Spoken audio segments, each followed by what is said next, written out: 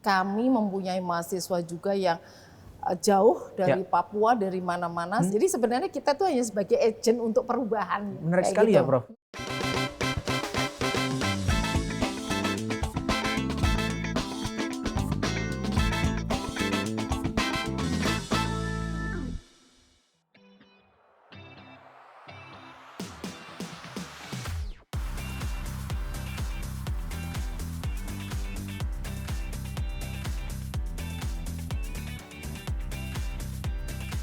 Kece Radio, your listening station. Halo Kece People, apa kabar? Pastinya dalam keadaan sehat ya. Nah, kali ini saya berada di Kece Media by Unesa, lantai 4 Gedung Library ya. Kali ini saya akan ngobrol bersama salah satu ketua program studi yang ada di program Pasca Sarjana Universitas Negeri Surabaya.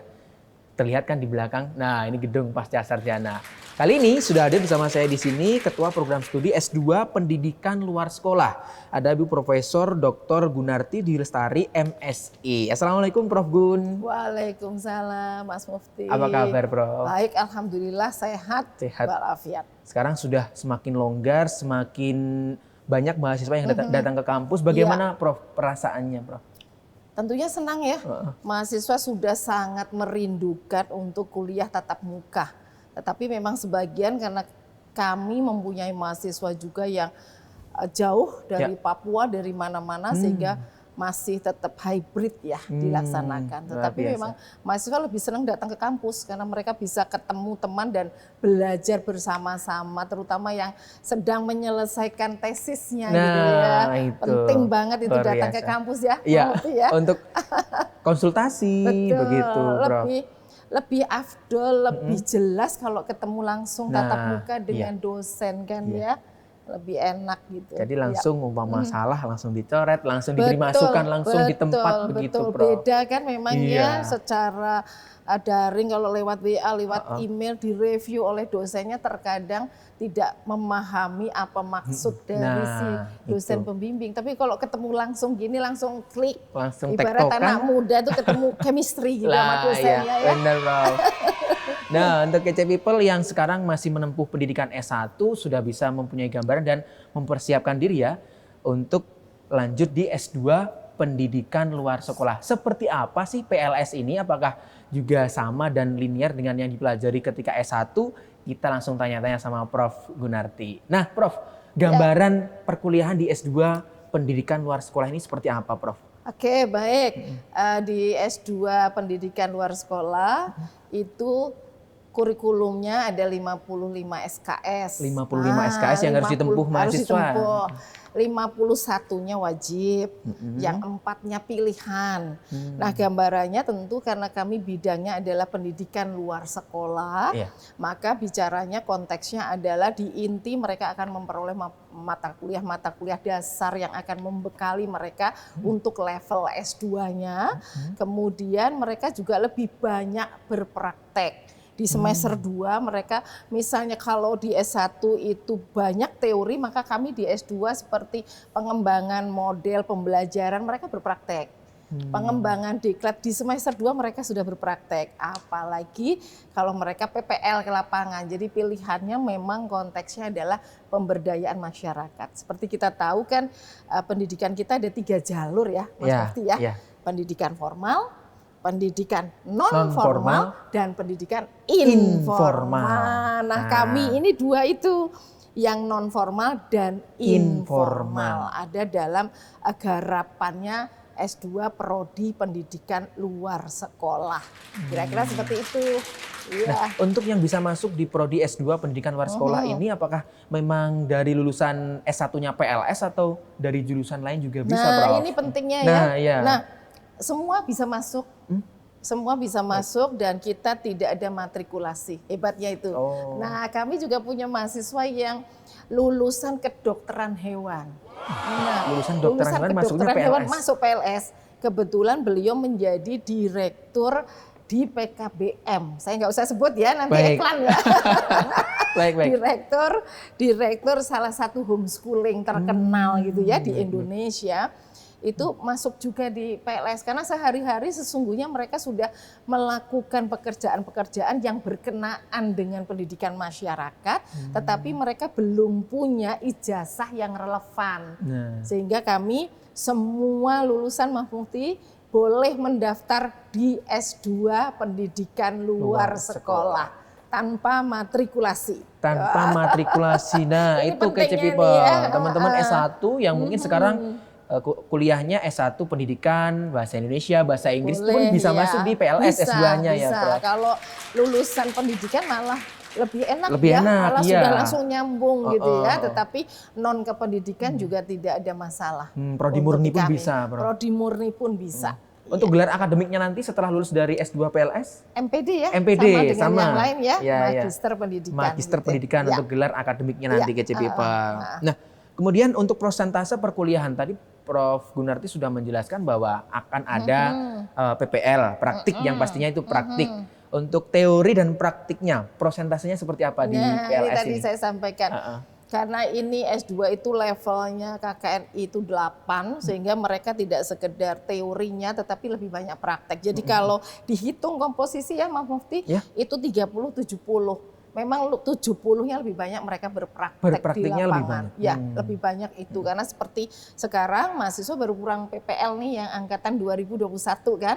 Mereka ke lapangan memberdayakan masyarakat, ada dalam satu komunitas tertentu dan mereka boleh memilih. Jadi sebenarnya kami itu sejak di S1 sudah merdeka ya memilih tempatnya magang yang kemudian dengan komunitas masyarakat itu dia dari, oleh, dan untuk masyarakat memberdayakan. Jadi konsepnya dari, oleh, dan untuk itu benar-benar konsep yang mendarah daging untuk konteks PLS. Sehingga memang 30 itu di awal semester 1 memang banyak teori dipadatkan semua di semester 1. Semester 2-nya mereka sudah mulai mata-mata kuliah itu semuanya berpraktek.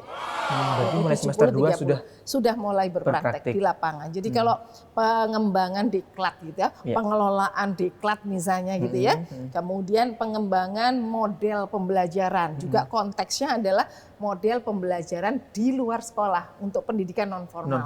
Nah, apa saja di dalamnya? Ada kursus, ada kesetaraan, ada keaksaraan, ada pendidikan anak usia dini. Kemudian ada konteks yang umum seperti pemberdayaan perempuan, begitu ya, kewirausahaan untuk masyarakat yang berbasis masyarakat itu konteks yang dapat digunakan oleh mahasiswa untuk berpraktek, gitu ya. Jadi pilihannya memang sangat luas di masyarakat, gitu ya. Apalagi kalau sekarang ada banyak pemberdaya masyarakat yang kemudian belum punya pengetahuan dan keterampilan, kemudian mengambillah S2. Jadi supaya klop antara apa yang sudah dilakukan di lapangan dengan teori gitu ya. Dengan teori keilmuan, dasar keilmuannya dapat gitu ya. Menarik sekali ya Prof, menarik sekali. Jadi dari yang sudah disampaikan Prof Gunarti tadi, kalau di S1 kan kita ada MBKM ya Prof. Nah, di program S2 pendidikan luar sekolah ini berarti kan juga sudah menerapkan di S2-nya. Di S2-nya sudah, karena kami memilih dan kami berkolaborasi bekerja sama tidak saja dengan secara kelembagaan itu bicaranya adalah yang lembaga-lembaga pemerintah seperti Kemendikbud, begitu ya, Kemendikbudristek, tetapi justru kami mengakses organisasi sosial, organisasi kemasyarakat, dunia industri swasta yang bekerja untuk konteks pendidikan masyarakat. Jadi mereka punya pilihan ke situ, misalnya kerjasama dengan PKBM, Pusat Kegiatan Belajar Masyarakat, misalnya begitu. Kemudian juga dengan SKB. SKB itu hampir ada di seluruh kabupaten kota. Sanggar Kegiatan Belajar namanya. Kemudian kalau sekarang namanya Balai Besar Guru Penggerak ya. Kalau dulu BP PAUD Dikmas. BP PAUD Dikmas. Pendidikan Masyarakat. Jadi ada PAUD, ada Pendidikan Masyarakat. Sekarang sesuai OTK baru berubah menjadi Balai Besar Guru Penggerak dan lain-lain, itu tergantung eselon. Kami bekerja sama juga dengan lembaga itu, baik yang pemerintah maupun yang non pemerintah, sehingga menjadi alternatif atau pilihan mahasiswa untuk merdeka belajar tadi. Mereka punya banyak pilihan. Punya banyak pilihan dengan kemitraan yang sudah dijalin oleh S2 PLS ini, Prof. Betul. Nah, itu mungkin menjadi salah satu fasilitas juga untuk para mahasiswa ya Prof? Betul. Menjadi fasilitas untuk mahasiswa berproses di S2 PLS. Nah, untuk sarana prasarana penunjang yang ada di S2 PLS ini seperti apa? Selain gedung yang megah di belakang. Iya, gedung kita semua tahu ya, gedung UNESA luar biasa kan. Gedung pasca sarjana. Luar biasa, ditunjang dengan selain gedung dan fasilitas memang kita yang sudah luar biasa ya, gedungnya mentereng. Jadi ketika kemarin daring itu ya, mahasiswa kan tidak ke kampus, begitu ke kampus tahu-tahu ternyata semegah ini gedungnya, tetapi kemudian di masyarakat, lab masyarakatnya ini yang menjadi penting. Nah, lab masyarakat ini pilihannya kita kembalikan lagi kepada mahasiswa, tetapi kami memberikan pilihan-pilihan alternatif, bisa ke PKBM tadi saya sampaikan, bisa ke sanggar kegiatan belajar masyarakat, bisa ke komunitas-komunitas belajar seperti kalau di Malang itu ada namanya sekolah dolan, ada homeschooling yang bisa kita jadikan ajang untuk bekerja sama dan mahasiswa berpraktek di dalamnya. Termasuk di dalamnya suatu saat sebelum COVID melanda, Mas Mufti, kami mempunyai kesempatan, jadi ada orang kaya yang mempunyai tanah, mempunyai lahan, mempunyai gedung, tetapi nggak tahu untuk apa. Sehingga mahasiswa PLS berkolaborasi S2 ini ya, membuat satu kegiatan pemberdayaan masyarakat yang ruang alat itu sudah disiapkan oleh seseorang yang kaya di Kediri gitu, tanda kutip. Kemudian mereka membuatlah kegiatan-kegiatan yang berbasis masyarakat. Seperti banyak anak-anak terlantar di sana, banyak anak-anak jalanan yang tidak memperoleh kesempatan untuk memperoleh pendidikan, itu diajak oleh teman-teman S2 PLS di ruang itu. Itu untuk mahasiswa angkatan yang sebelumnya ya. Yang angkatan ini mereka fokus ke Malang. Itu juga di Malang juga ada seseorang yang menjadi investor. Kemudian mereka berkolaborasi bersama mahasiswa menjadi mengoptimalkan masyarakat dengan berbagai mereka punya potensi kan. Nah, potensi yang ada itu diberdayakan. Jadi sebenarnya kita tuh hanya sebagai agent untuk perubahan ya. Nah, mahasiswa ini jadi agen perubahan, tetapi modalnya dari masyarakat, dari, oleh, dan untuk masyarakat. Luar biasa. Itu konteksnya. Fasilitas yang memfasilitasi mahasiswa. Jadi bukan hanya fasilitas fisik, fasilitas kerjasama yang sudah terjalin, yang bisa memfasilitasi mahasiswa untuk terus berproses di S2 pendidikan luar sekolah ini. Nah, terkait prestasi mahasiswa maupun dosen yang ada di S2 PLS ini seperti apa? Baik, kalau dari sisi dosen ya, kami di S2 ada 3 guru besarnya. 3 guru besar? 3 guru besar. Di satu prodi? Satu prodi, ada 3 guru besar, sudah senior semuanya. Dan kebetulan, termasuk Prof Gun juga. Alhamdulillah. Dan skalanya kami 3 guru besar itu prestasinya sudah skalanya juga nasional. Karena seperti kita tahu Prof Yatim itu dulu pernah menjadi tim penilai angka kredit guru besar di tingkat nasional. Beliau juga pernah menjadi anggota BAN PAUD PNF tingkat nasional. Kemudian Prof Ros juga seperti itu.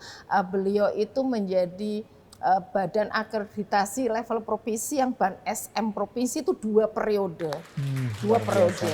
Dan kebetulan saya sendiri banyak membantu kegiatan-kegiatan di direktorat, baik di Direktorat PAUD ke Mendikbudristek ya tepatnya, juga dengan Direktorat GTK untuk program-program pendidikan luar sekolah, baik itu PAUD maupun yang berkenaan dengan Bintek Pamong, penilik dan lain-lain, termasuk menyusun bahan ajar, menyiapkan pedoman, kurikulum, dan juga saya sendiri dan Prof Yatim pernah menjadi tim ahli di Badan Standar Nasional Pendidikan.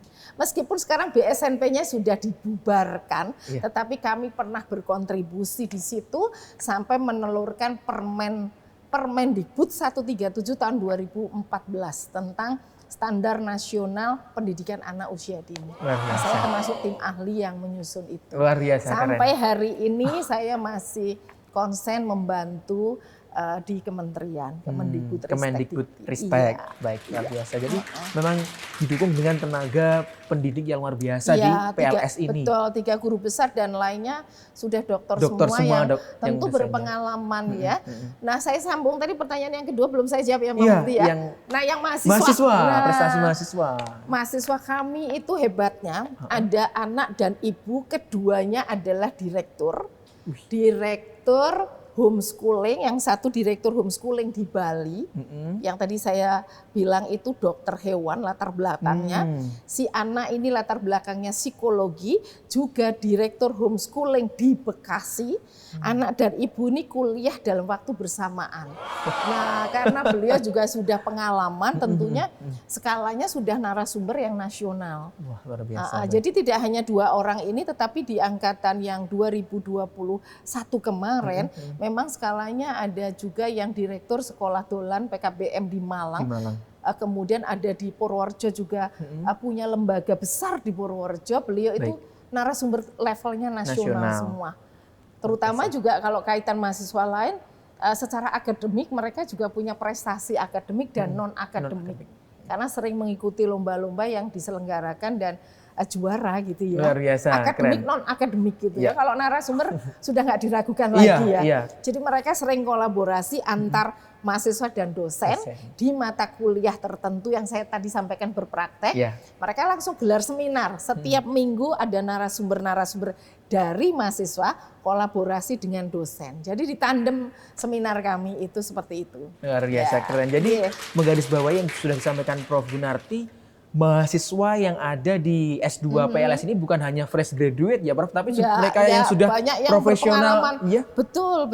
Berkuliah juga di S2 betul. PLS untuk meningkatkan kapasitas dan keilmuannya di bidang pendidikan luar sekolah. Jadi ada yang fresh graduate, ada juga yang mereka sudah punya pengalaman lapangan, tetapi belum dapat pengetahuan keterampilan yang relevan, jadi disambungkan gitu ya. Itu yang fresh graduate tentunya banyak juga yang latar belakangnya memang pendidikan, tetapi ada juga yang non kependidikan. Luar biasa, keren. Nah, untuk KC People yang ingin mengakses informasi lebih jauh mengenai S2 pendidikan luar sekolah, bisa mengakses di mana, Prof? Ya, kami ada Instagramnya. Nah, Instagramnya ada S2 PLS S2 gitu ya. PLS Unesa. S2 PLS Unesa tentunya. Kemudian juga melalui web ya. Ya, tentu termasuk KCTV ini yang menyebarluaskan luar biasa terkait dengan bagaimana prodi S2 pendidikan luar sekolah. Jadi bisa memberikan gambaran untuk KC People yang ingin melanjutkan studi S2, terutama untuk teman-teman S1. Betul, yang ingin ada Facebook, S2. ada Instagram gitu ya, ada webnya akses. Pasca gitu. Dan tentu termasuk leaflet-leaflet kami juga tersebar ketika saya berangkat ke Biak, ke Papua gitu ya. Itu kami menyebarkan leaflet itu juga kepada seluruh mahasiswa. Nah, sebelum kita mengakhiri Prof, karena juga waktu yang harus memisahkan kita. Silakan closing statement-nya untuk para KC People yang ada di rumah terkait S2 pendidikan luar sekolah program pasca sarjana Universitas Negeri Surabaya. Silakan Prof. Gunarti. Baik, terima kasih untuk semuanya teman-teman lulusan S1 yang akan masuk ke S2 Prodi Pendidikan Luar Sekolah. Yuk mari bergabung di S2 Prodi S2 PLS Universitas Negeri Surabaya. Baik, terima kasih Mas Luar biasa, terima kasih Prof. Gunarti atas waktunya. Semoga lain waktu bisa mengulik lebih jauh lagi mengenai PLS ya Prof. Ya. Semoga. Baik.